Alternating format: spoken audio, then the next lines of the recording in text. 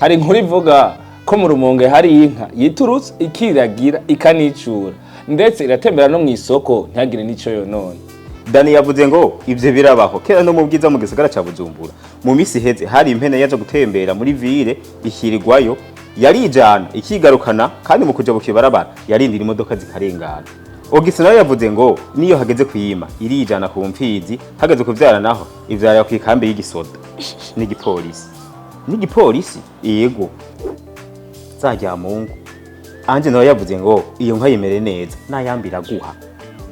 Eherawi nawe yitwa Evre yavuze ngo irijana ku isoko irijana kuri Stade mu Rumonge kuraba match irironderera imfizi hamikima ikavyara kandi ntiyigira yibagira gutaha ngo bayikame. Jewe mbere nkunda kuvuga nti iyo bari nka muntu bama bavuga mu manza.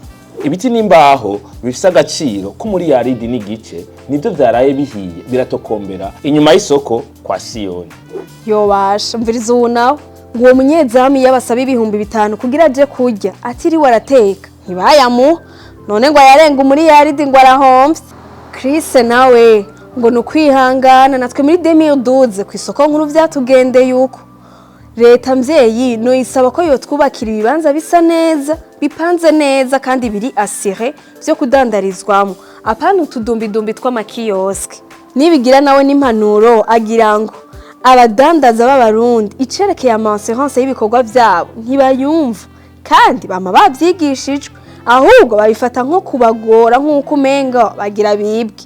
Na assurance y'ivyiruka aharavuga amamodoka n'ibindi bayigira kuko harimo inguvu za leta n'ibihano bitegekanijwe na code de la route naye handiho baba bapfa kwiruka mwibarabara uko nyene.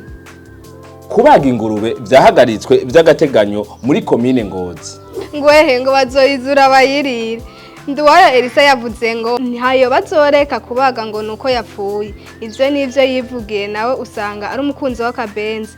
Arazi umwotsi wako twofuma twirukana abana tukayibaga.